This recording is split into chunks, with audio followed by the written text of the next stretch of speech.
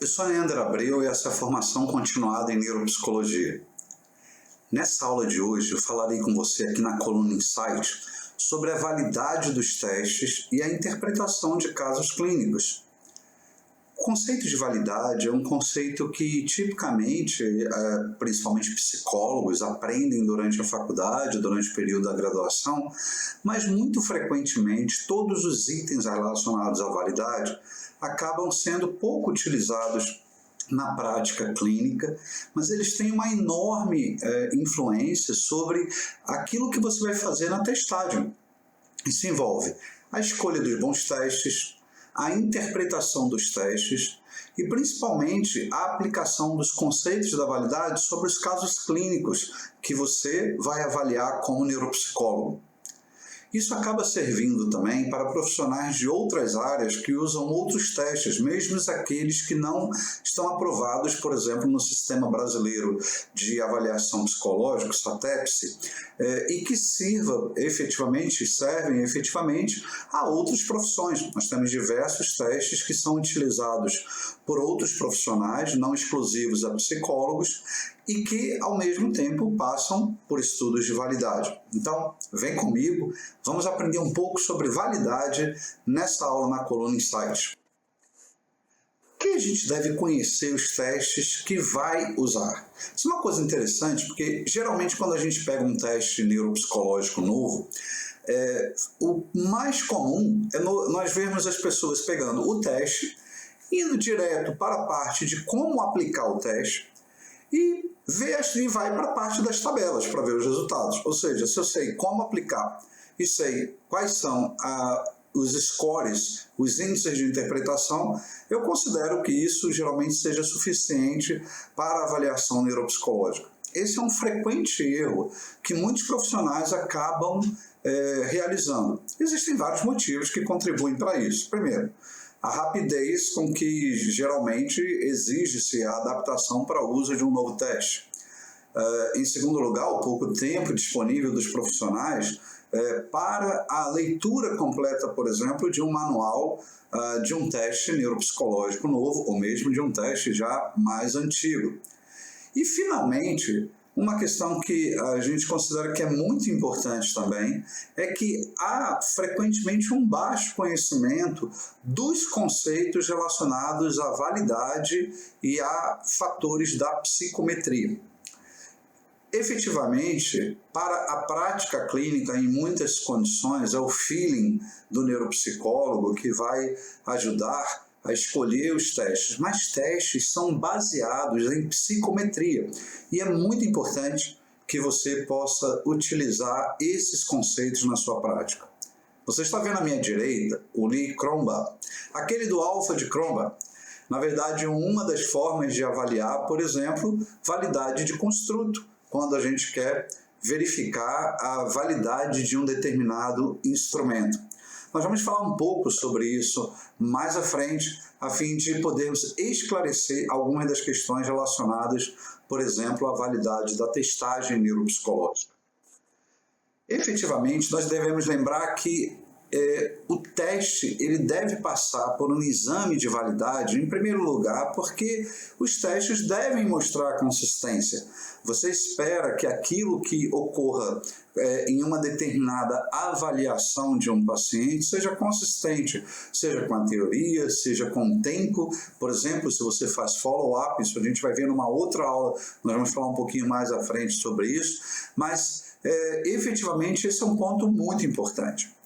A segunda razão é porque muito frequentemente existem críticas a instrumentos psicométricos e psicológicos. Muito frequentemente isso ocorre mais, por exemplo, no nível das admissões ou em concursos, mas mesmo quando pensamos, por exemplo, na avaliação de crianças que tenham apresentação de problemas como transtornos de aprendizagem, transtorno de déficit de atenção e hiperatividade, transtorno do espectro do autismo, onde o exame neuropsicológico é requisitado como um exame complementar ou ainda como base em algumas condições do diagnóstico desses transtornos, que a escola, que pais, que outros profissionais questionem a validade dos instrumentos que foram utilizados. Por isso é muito importante que você conheça a validade. Um outro fator também é que quando você conhece a validade de um instrumento, você acaba dominando melhor exatamente as aplicações daquele instrumento e os domínios relacionados. Então, por exemplo, se um instrumento é direcionado a avaliar memória episódica de longa duração e de curta duração, como é o caso do RAVLT, eu já vi, e provavelmente você já viu, interpretações equivocadas relacionadas ao RAVLT. Seja porque as pessoas não conhecem a aplicação, mas muito mais frequentemente com erros relacionados à validade de construto do instrumento. Não conhecem o construto que está relatado naquele instrumento. Quando você descreve um laudo, você vai olhar para o laudo e você vai começar a escrever. Nós temos aqui, como vocês sabem, né, uma coluna feita aí pela nossa querida professora Rochelle, que fala bastante sobre isso, mas você vai relacionar os scores daquele indivíduo com os construtos associados. Então, é muito importante que você conheça efetivamente o manual e a validade do instrumento.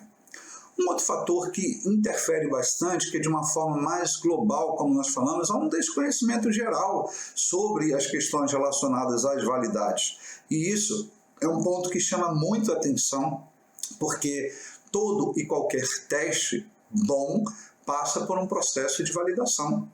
Então, para uso, né, para que esse teste possa ser confiável do ponto de vista para o seu uso amplo, ele precisa ser validado. Então, de fato, essa é uma condição que chama atenção. Finalmente, a validação ela ajuda a você manter a confiança no teste ao longo do tempo.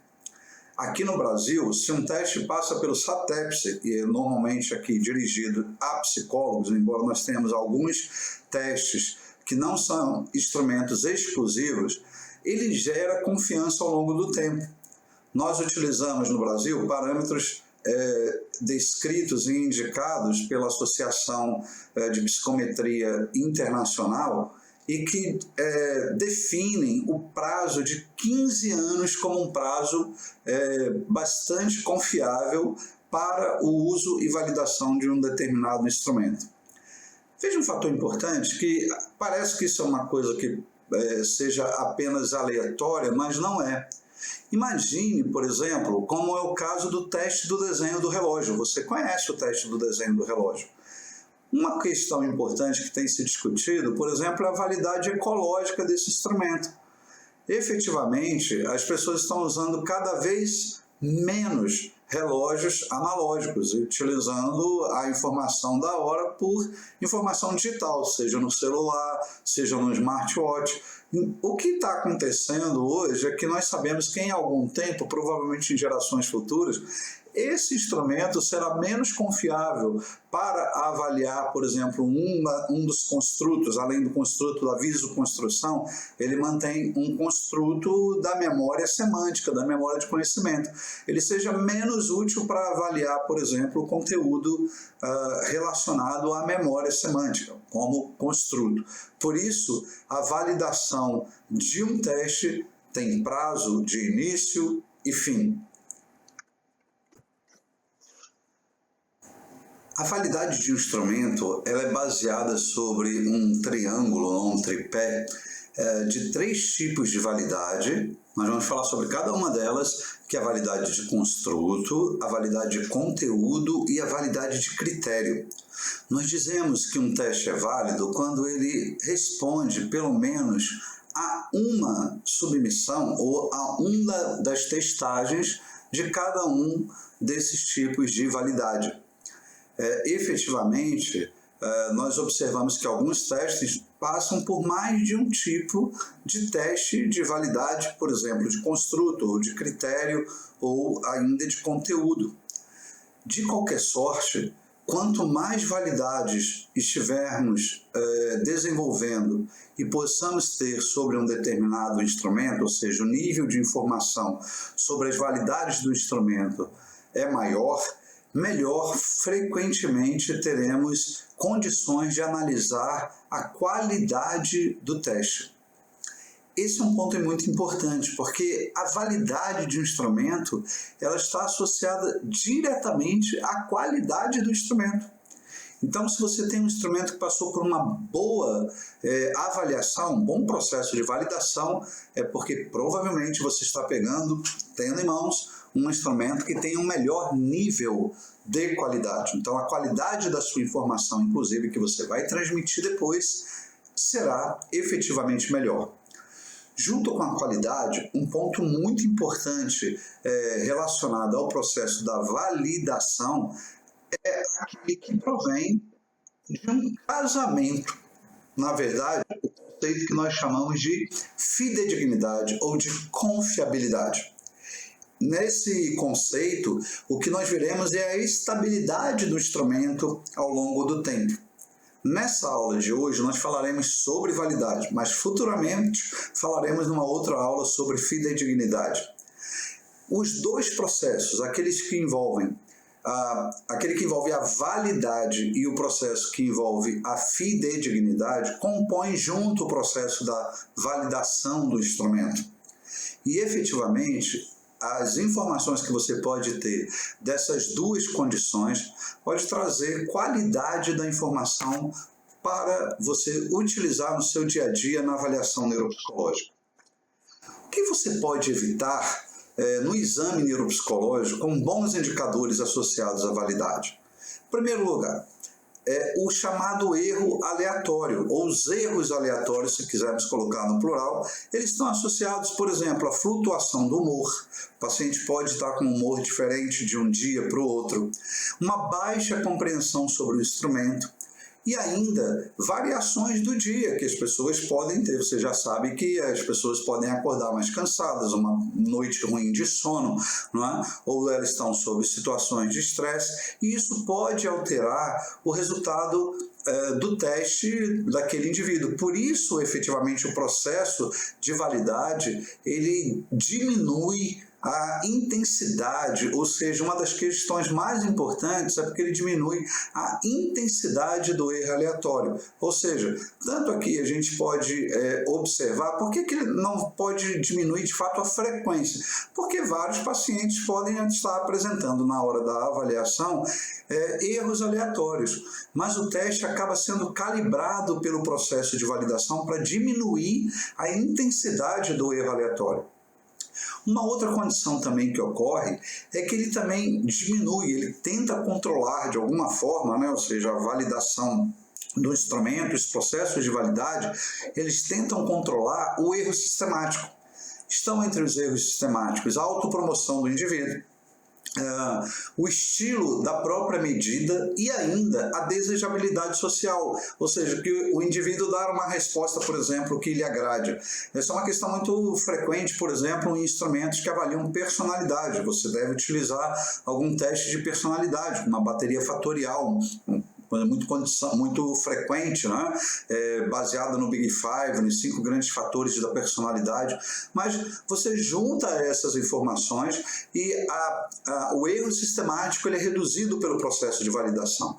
Finalmente, ele diminui a frequência, sim, da baixa qualidade do instrumento. Por quê? Porque você passa a ter indicadores de medida confiáveis ao longo do tempo, e isso faz com que o teste se torne, de fato, mais útil para a sua prática ao longo da sua avaliação neuropsicológica que você vai fazer de um determinado paciente ou de pacientes ao longo do tempo. Então, se o teste está validado para um determinado período, esses 3 fatores que nós falamos estão controlados pelo processo da validação. Você pode relaxar, né? Ou seja, você pode confiar sobre um processo, porque esse processo será um processo que passou pela validação. Um fator importante relacionado ao processo, né, de construção de um instrumento e da sua validação é exatamente o desenvolvimento dos 3 grandes tipos de validade que nós falamos, que são a validade de conteúdo, a validade de critério e a validade de construto. Os principais recursos relacionados à validade de conteúdo são a validade de conteúdo per si e a validade aparente, também chamada validade face do instrumento. A validade de critério ela é baseada na validade concorrente e na validade preditiva. Falaremos sobre cada uma dessas validades mais à frente. E ainda a validade de construto, que é baseada sobre a validade convergente e a validade discriminante do instrumento. Vamos começar falando sobre a validade de conteúdo. A validade de conteúdo, a primeira questão que ela responde é o que, ou seja, os itens do seu teste são apropriados para aquela medida? Imagine que você estivesse construindo ou verificando um teste para avaliar flexibilidade cognitiva e controle inibitório. Os itens daquele instrumento, de fato, medem esses dois construtos. A gente pode pensar que, efetivamente, todo o processo de validação, ele dirige-se finalmente à ideia da validade do construto, ou seja, é a ideia de que eu devo ter ao fim um teste que está avaliando aquilo que ele se propõe a avaliar.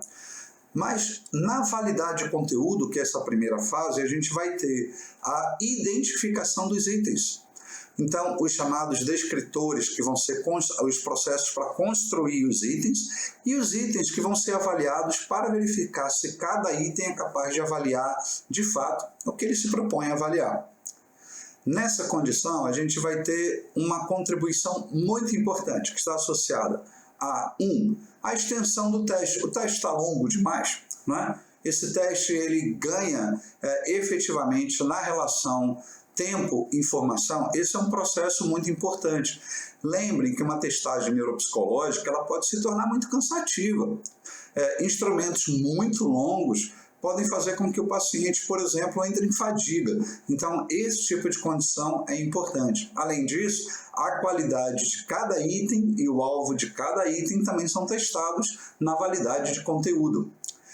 O fator importante é porque isso pode levar, essas informações todas, a levar a um processo decisório final, por exemplo, relacionado a idade e nível de escolaridade, ou seja, aqueles itens estão calibrados para essa condição. Então, a validade de conteúdo nos permite fazer essa primeira afirmação. Um outro fator também é que nós devemos lembrar que dentro desse processo, como a validade de conteúdo vai ocorrer? Em primeiro lugar, tem que lembrar que a validade de conteúdo é um processo não estatístico. Ele não tem a ver com números em si, mas ele tem a ver com a percepção tanto de expertise, pessoas que são experts e que têm expertise numa determinada área, quanto a aplicação daquele instrumento na população-alvo, para que haja, de fato, uma interpretação do conhecimento, ou seja, se aquelas pessoas são ou não capazes de interpretar o que elas estão recebendo como testagem. Então, para o primeiro processo, isso é feito através de uma análise de juízes, de pessoas que têm auto-expertise, ou seja, são muito hábeis em uma determinada área, e esses testes são encaminhados, então, para essas pessoas, para que essas pessoas validem e avaliem, né, e deem uma resposta de avaliação sobre o instrumento. Então, nessa condição, em geral, nós contamos com 5 a 11 juízes respondendo aquele instrumento. Efetivamente, a gente espera que o índice de concordância seja igual ou superior a 80% e que tenham expertise na área. Por que a gente fala igual ou superior a 80%? Porque, de fato, é um índice que se torna confiável para a gente dizer, de fato, esse teste é válido para essa condição, uma concordância de alta representatividade, ela diminui o erro aleatório. Um ponto importante é que quando um índice tem concordância de 100% em tudo, nós temos alguma crítica, porque pode haver, de alguma forma, a não variância dos instrumentos, ela pode gerar para a gente, ou dos itens, ela pode gerar alguma desconfiança de que esses itens possam, por exemplo, ser itens repetidos.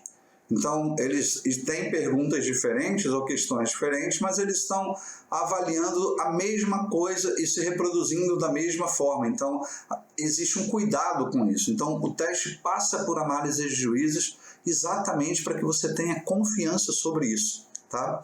Outro fator também importante é que nesse momento, que tipo de perguntas são colocadas para o juiz? Perguntas como: o item refere-se ao construto avaliado? Sim, não? A qual fator um item pertence? Então, por exemplo, se nós pensamos em funções executivas e tenhamos a ideia de que um determinado teste está avaliando flexibilidade cognitiva e controle inibitório, como falamos anteriormente, o juiz vai capaz de dizer: não, esse item parece ser um item para controle inibitório, esse item é um item para flexibilidade cognitiva e daí em diante. E a terceira pergunta é: os itens estão adequados aos critérios da elaboração? Estão envolvidos aqui os descritores daquela condição? Por exemplo, eu quero construir um teste que avalie flexibilidade cognitiva em crianças de 3 a 6 anos, certo? Então, esse tipo de condição é colocada na pergunta ao juiz para que ele possa responder. Já na análise semântica, que é o segundo processo dentro da validade de conteúdo, nós vamos verificar através de um procedimento chamado estatístico, não é? Primeiro, a presença de erros. Os erros relacionados ao teste, eles se tornam um índice muito importante para você avaliar efetivamente se o teste é bom ou não. Deixa eu dar uma palavrinha especial aqui sobre o FDT. No caso do FDT, por exemplo, você tem lá uma análise de erros no teste, você já percebeu? Mas não se trata dessa análise inicial. Essa análise inicial, ela verifica efetivamente, por exemplo, dentre os 50 itens da parte, por exemplo, de leitura do FDT. Aqui não está falando apenas se o indivíduo comete erros ou não comete. Naquele caso do FDT, o número de erros é utilizado como parâmetro para avaliação do desempenho posterior. O que nós estamos falando aqui são os erros de execução direta do teste, que podem ser considerados para verificar se o teste foi compreendido ou não. Além disso, a análise dos itens específicos, por exemplo, o nível de dificuldade e o nível de discriminação entre os itens, ou seja, se um item de fato ele é muito mais difícil do que o outro. Tá? Se você pega uma escala Wechsler, por exemplo, se você observar o teste de vocabulário da escala Wechsler, você vai verificar, por exemplo, no caso da OASI, né, você vai verificar lá, por exemplo, que os itens vão ficando progressivamente mais difíceis. Então, isso é um ponto muito importante, porque cada item daquele, ele tem uma carga relacionada ao nível de dificuldade e ajuda para a análise semântica da validade de conteúdo do instrumento. Como falamos, nesse caso, a análise semântica será um procedimento estatístico. Finalmente, a validade de conteúdo vai passar por uma condição chamada de validade de face, ou seja, você pergunta diretamente aos testandos na fase de validação se as pessoas compreenderam ou não as consignas daquele instrumento, se elas entenderam de fato aquilo que o teste está para que o teste está sendo dirigido. Não é? Então, uma pergunta, por exemplo, de uma determinada bateria, por exemplo, nós poderíamos pensar no Neupsilin, não é? Se a forma de requisitar uma determinada informação daquela bateria está sendo compreendida pelo testão. O segundo tipo de validade, que é muito importante, e alguns teóricos propõem que toda validade, na verdade, seria uma validade de construto, há críticas sobre isso, mas, na verdade, como processo, a ideia central é se o teste mede, de fato, o que você quer medir. Imagine que você está querendo avaliar a atenção do paciente. Nós vamos, em breve, lançar uma aula, agora no mês de maio ainda, sobre o TAVS 4, um novo instrumento de avaliação de atenção, aprovado aí pelo SATEPS, já publicado, talvez você já o tenha em mão, já tenha visto o manual. E uma das questões é, será que ele de fato está medindo a atenção? Então, é muito importante que você tenha em mente que o construto do instrumento não pode ser esquecido. O teste, de fato, ele mede isso. Veja, um construto, ele tem por definição a ideia de que seja uma medida ou uma condição, um conceito mensurável. Essa é a ideia de construto. Construto é um conceito que pode ser mensurável. Essa é a forma resumida de entendermos construto. Não é? A psicologia é cheia de construtos. Alguns deles falham na mensuração. Um bom construto é aquele que permite uma boa medida. Ele tem condições que permitem uma boa medida. E essa é uma condição que os construtores, né, aqueles que elaboram testes, têm em mente. Nós queremos trabalhar com medidas que possam ser, de fato, bem compreendidas como conceitos, mas ao mesmo tempo elas possam ser bem mensuradas. Então, essa condição é a condição básica relacionada a um construto. A validade de construto, ela permite ver, em primeiro lugar, se o teste vai medir o que ele pretende medir. Como eu falei um exemplo antes, se ele é um teste de controle inibitório, se ele mede de fato o controle inibitório. Testes neuropsicológicos, não esqueçam disso, eles focam sobre um construto principal, mas muitos testes neuropsicológicos têm construtos associados que não aparecem na testagem principal de construto, mas estão lá de alguma forma inseridos.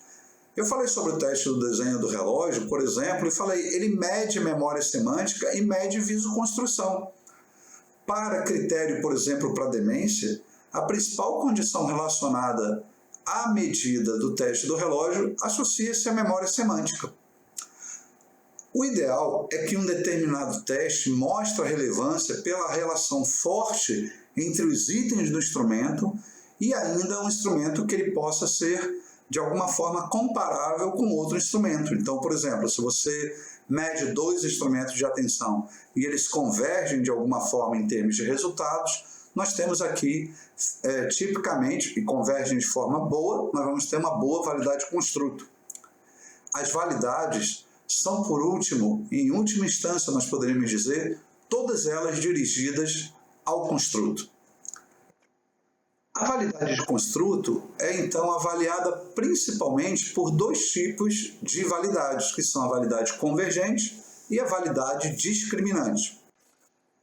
Vamos falar sobre validade convergente. No caso da validade convergente, nós estamos imaginando e temos a ideia inicial, e é o que nós queremos testar, que duas medidas que se propõem de alguma forma a medir a mesma coisa, elas estejam exatamente bem relacionadas. Existe uma boa correlação entre elas. Esse é o panorama que nós esperamos encontrar em uma avaliação de validade convergente. Por exemplo, aqui nós podemos ver um exemplo que ocorreria com um teste TAVIS-4 e se ele fosse testado, avaliado junto com o CPT, né, o Continuum Performance Test. Eles devem ter, nesse caso, no caso, por exemplo, o teste de TAVIS-4, a tarefa de sustentação, ela deve ter uma boa relação com o CPT, porque o CPT também avalia a atenção sustentada. Então, a validade convergente, ela tem um parâmetro estatístico ao longo do tempo. O parâmetro ideal, o psicométrico, o estatístico, que nós esperamos que ocorra na validade convergente, ele deve superar os 50%. Ou seja, eles devem estar acima do 0,5%. Então, um TAVIS-4 na tarefa de sustentação e um CPT, quando testados, por exemplo, eles devem ser convergentes. As medidas devem se correlacionar positivamente. Ou seja, essa correlação mostra o seguinte, à medida que um resultado no TAVIS-4 melhora, um resultado no CPT também tem que melhorar. Se você está pensando em duas medidas, por exemplo, relacionadas à flexibilidade cognitiva, como é o caso do FDT, por exemplo, e o STRUP, você espera que à medida que uma informação ou um desempenho melhore, o desempenho no outro também melhore. Isso é o que nós chamamos de validade convergente. Essa é uma razão, inclusive, do ponto de vista prático, na clínica neuropsicológica, pela qual você não precisa usar, por exemplo, duas medidas de flexibilidade cognitiva. No dia a dia, na prática, se você tem uma boa medida de flexibilidade cognitiva ou ainda uma boa medida de memória de trabalho, por exemplo, né? Você utiliza o dígitos para testar, por exemplo, a memória de trabalho do paciente. Você não precisa utilizar outras tarefas que reproduzam exatamente a mesma coisa, porque elas já estão relacionadas. Essa é uma aplicação muito clínica daquilo que nós chamamos de validade convergente. Então, você usa o recurso da validade convergente descrita no manual para fazer a escolha do teste na sua bateria de avaliação neuropsicológica. Muitas vezes, e você já deve ter visto, relatórios com testes repetidos, né? Tipicamente, isso não é necessário, porque você já tem um bom instrumento, se ele passou por um bom processo de validação, que já mostra aquilo que deve estar ocorrendo, por exemplo, com a memória de trabalho verbal ou auditiva de um determinado paciente. Uma outra condição é o que nós chamamos de validade discriminante. A validade discriminante, ela trata exatamente do que seria o oposto da validade convergente. Na validade convergente, nós esperamos que dois instrumentos que medem o mesmo construto se correlacionem positivamente.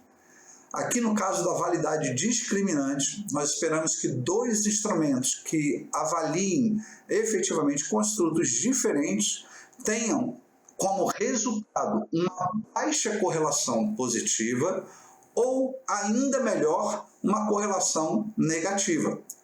Então, se eu utilizo, por exemplo, o CPT e comparo ele com a figura complexa de Rey, o Rey-Osterriès Complex Figure Test, na verdade, quando vou relacionar esses dois instrumentos, o que nós devemos ter é um instrumento indo em uma direção e o outro indo na outra direção, porque eles não se relacionam como construtos. Por isso, nós esperamos que eles tenham uma baixa correlação positiva ou ainda uma correlação negativa. O parâmetro ideal psicométrico para que dois instrumentos testados em validade discriminante possam informar de forma adequada os resultados da validade discriminante são inferiores a 30%, ou seja, 0,30. A correlação deve ser menor do que 0,3, no caso de uma correlação positiva, ou ainda, preferencialmente, uma correlação negativa. A validade de construto, de acordo com a teoria clássica dos testes, ela pode ser então medida pelas correlações, como vimos aqui no caso a da validade convergente e da validade discriminante, por análise fatorial ou ainda por análise de consistência interna do instrumento. No caso da correlação com outros testes, como vimos aqui, é feito o cálculo da relação entre dois testes, no caso da validade convergente. Na análise fatorial, serão utilizadas técnicas estatísticas de múltiplas variáveis e ela é capaz de explicar por variáveis hipotéticas em um menor número os fatores nas quais, ou pelos quais existe a congregação desses fatores para construir um determinado instrumento. Então, a avaliação estatística, a avaliação dos resultados dos indivíduos, será capaz de agrupar os dados em um número de fatores. Aqui nós podemos ver um exemplo, por exemplo, do estudo das propriedades psicométricas do conjunto de testes de habilidade visoespacial publicado pelo professor Cristiano Mauro Assis, mostrando que eles poderiam gerar um fator geral associado à habilidade visoespacial, mas subfatores relacionados à habilidade visoespacial, tais como percepção, construção direta, análise motora. Então, cada um deles mostrando com os itens associados àquele instrumento, ou aquele grupo de instrumentos, nesse caso, quais seriam os fatores que poderiam ser gerados a partir da análise fatorial. No caso do FDT, como um bom exemplo, a análise fatorial do FDT no Brasil, ela mostrou 3 fatores. No fator 3, por exemplo, está exatamente aqui à direita do vídeo de vocês, os erros atencionais automáticos, que explicaram, nesse caso aqui, nas provas de escolha e alternância, um total de 78% da variância dos resultados dos indivíduos naquele instrumento, no caso aqui do FDT. Falta-nos falar sobre validade no que a gente chama de validade de critério. A validade de critério, ela trata da qualidade da escala ou do teste de funcionar como um preditor presente ou futuro de uma outra variável, operacionalmente independente, que é chamada de variável critério. Veja, nesse caso da variável critério, um bom exemplo é o que nós chamamos de validade concorrente.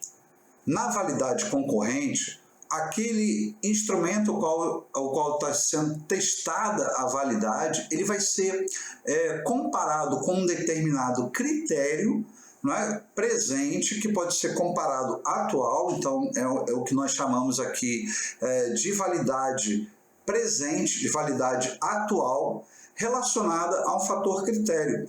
Esse fator critério pode ser o diagnóstico de uma doença, por exemplo, o diagnóstico de um transtorno.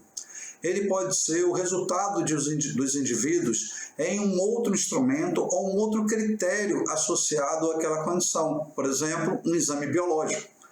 Nessa condição, nós vamos ter representada a validade que é chamada de validade presente do instrumento, então é a validade concorrente.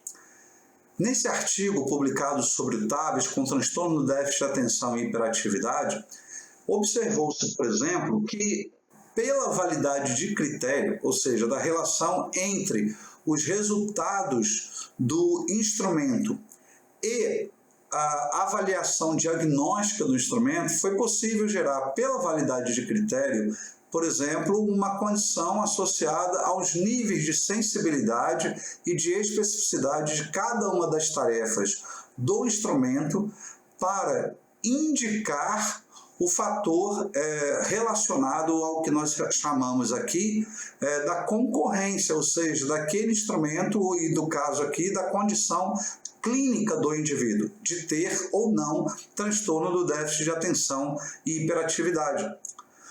Esse tipo de condição só pode ser feita por esse teste que nós chamamos de validade concorrente, ou seja, que está envolvida com o desempenho no instrumento e uma validade de critério aqui nessa condição presente, uma validade atual.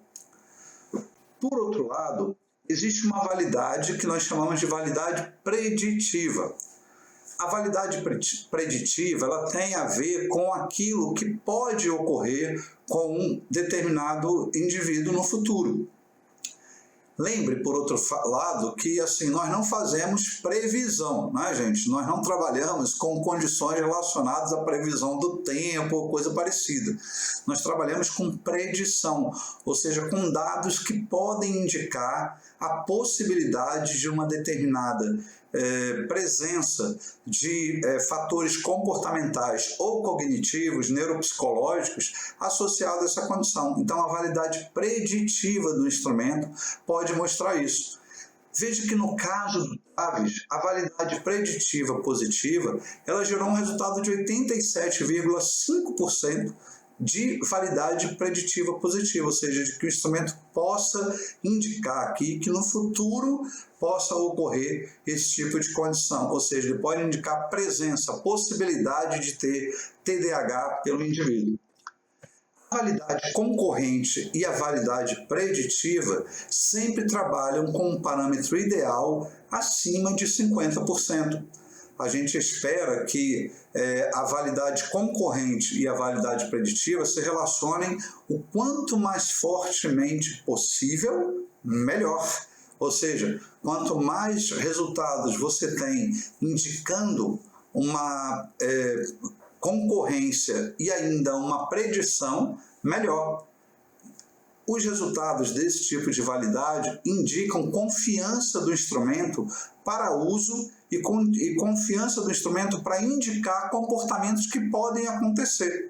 Você não espera, por exemplo, na prática clínica, que um paciente que tem dificuldade atencional, testada pelo TAVs, ou pelo CPT, ou pelo D2, um dos instrumentos neuropsicológicos que você possa utilizar, ele possa estar, por exemplo, em sala de aula apresentando problemas de atenção e venha a apresentar problemas de atenção na sala de aula?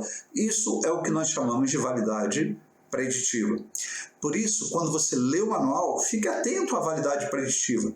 Veja qual é o nível relacionado à validade preditiva daquele instrumento para indicar a presença de um comportamento, de um déficit neuropsicológico ou de uma manifestação comportamental específica relacionada àquele tipo de condição. Pessoas, por exemplo, que têm transtornos do impulso, frequentemente apresentam em resultados em testes que endereçam medidas de impulso, como é o caso do Stroop, por exemplo, indicando que eles provavelmente apresentarão problemas relacionados a comportamento e a controle do impulso no futuro. Essa relação da validade preditiva é fundamental, por isso conheça muito bem qual é a validade preditiva do instrumento que você está utilizando. Do ponto de vista de tempo e objetivo, nós podemos entender em relação à validade de critério que nós temos, então, a validade concorrente associada diretamente ao diagnóstico, enquanto a validade preditiva, ela prediz o desempenho e o comportamento futuro do indivíduo relacionado àquele tipo de construto que você está avaliando. Então, a validade de critério se relacionará com essas duas condições. Esse aqui é um bom exemplo, já citado em uma das nossas aulas anteriores, de um trabalho da Tracy Arrow, que mostrou que crianças, por exemplo, com dificuldades de memória operacional, de memória de trabalho verbal, aos 5 anos de idade, elas têm como uma condição de validade de critério, uma predição de pior desempenho de leitura e matemática, por exemplo, no desempenho escolar, aos 8 e 9 anos de idade. Então, esse é um ponto muito importante que nós podemos observar, que foi no caso de uma condição de um artigo publicado dentro dessa área, mas que estão diretamente associados aos testes que você está utilizando. Ao longo do tempo, o que nós podemos entender em relação aos critérios e às validades utilizadas em um determinado instrumento estão exatamente associados a essas condições.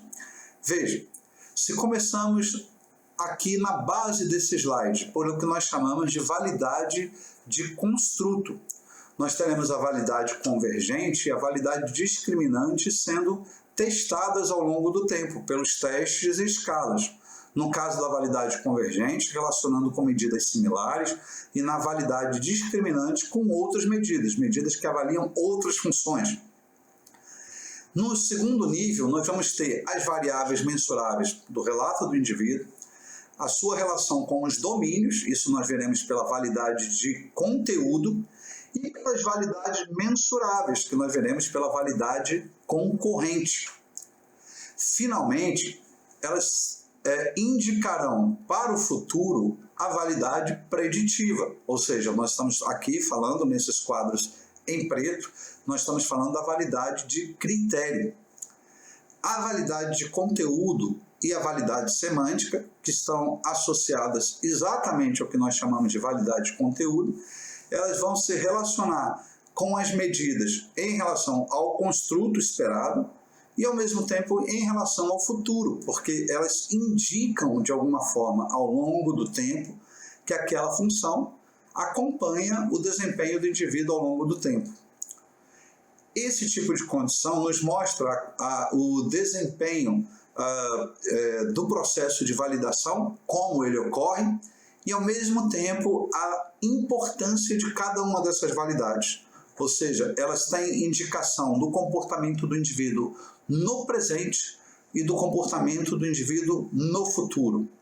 Além disso, a validade ela nos ajuda a identificar os critérios, ela nos ajuda a identificar a presença de determinados transtornos, de determinados problemas clínicos que ocorrem, e não é isso que nós fazemos quando emitimos um laudo ao final?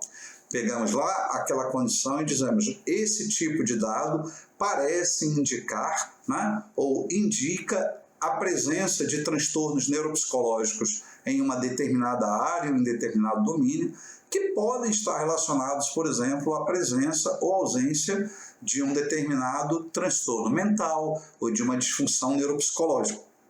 Por isso, o processo de validade é tão importante, por isso ele é tão relevante para que você conheça através do manual do instrumento. Eu tenho certeza que a partir dessas informações você, ao pegar o próximo teste que você vai aplicar, você vai ler com muito cuidado o manual do instrumento, para conhecer as implicações de validade de cada uma das tarefas que você está utilizando. A validade na neuropsicologia, ela tem um ponto muito importante, além dessas condições que nós falamos, dos usos dessas validades, porque elas indicam ainda para a gente também a necessidade da validade ecológica, que normalmente não passa necessariamente por testagens como essa que nós vimos, e ainda o que nós chamaríamos de validade neuropsicológica per si, que tem a relação com a lesão ou com a disfunção apresentada pelo indivíduo. Ainda que o exame neuropsicológico não esteja dirigido, na atualidade, a dizer onde o indivíduo apresenta a lesão, nós pensamos que ele possa indicar onde o indivíduo apresenta disfunções. Se, ao mesmo tempo, nós podemos fazer relações que sejam possíveis com áreas de lesão cerebral, como acontece no caso de demências, como demência de Alzheimer, por corpúsculos ou corpos de Levy, ou ainda pensamos em demência frontotemporal, temos uma live que falamos sobre isso aqui. Então, nós podemos indicar e fazer relações que nós chamamos de validade neuropsicológica. Por isso, o conhecimento de todas as validades que citamos nessa aula é fundamental para a sua prática em neuropsicologia. O neuropsicólogo deve ter em mente, então, para fazer com a psicometria na prática clínica. Essas dicas talvez ajudem você no dia a dia do uso daquilo que é a informação do teste e a aplicação clínica desses testes. Leia cuidadosamente o manual dos instrumentos. Leia e releia se for necessário.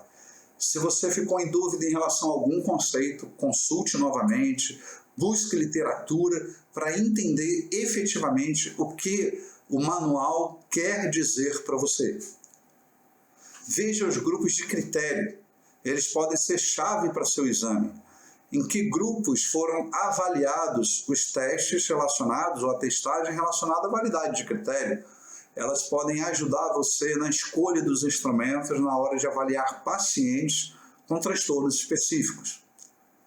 Relacione os dados com os construtos no seu laudo. Por isso a validade de construto existe, não é? Lembre especificamente de construir no seu laudo uma relação muito importante sobre os resultados e o construto avaliado, porque é isso que vai dizer para você e para o paciente, e para a escola, e para o trabalho onde ele está inserido, e para o profissional clínico que solicitou a avaliação, quais são as funções que estão efetivamente preservadas ou comprometidas na avaliação. Integre a informação psicométrica e a informação clínica. Eu chamo isso de critério Muriel-Lissac, a autora do Neuropsychological Assessment, porque uma das condições que ela diz que é exigência para a formação de um bom neuropsicólogo é que ele conheça estatística e psicometria num nível para interpretação efetiva dos instrumentos. Então, integre a informação psicométrica com a informação clínica que você tem, com o relato clínico do paciente. Finalmente, construa um interesse crescente no conhecimento do teste e não só na aplicação do mesmo. Esse tipo de informação vai ajudar com certeza você a ter um maior domínio sobre o instrumento que você utiliza e a fazer um melhor laudo e a fazer uma melhor interpretação do exame, da avaliação neuropsicológica que você realizou. Fidedignidade, isso vale a pena? Efetivamente, isso é um conceito muito importante dentro da área da psicometria, que nós trataremos aqui numa próxima aula. Eu quero convidar você a continuar acompanhando a nossa coluna Insight e as demais colunas da formação continuada em neuropsicologia, do raciocínio clínico em neuropsicologia, e eu quero agradecer imensamente a sua atenção ao longo dessa aula. Até a próxima. Um abraço.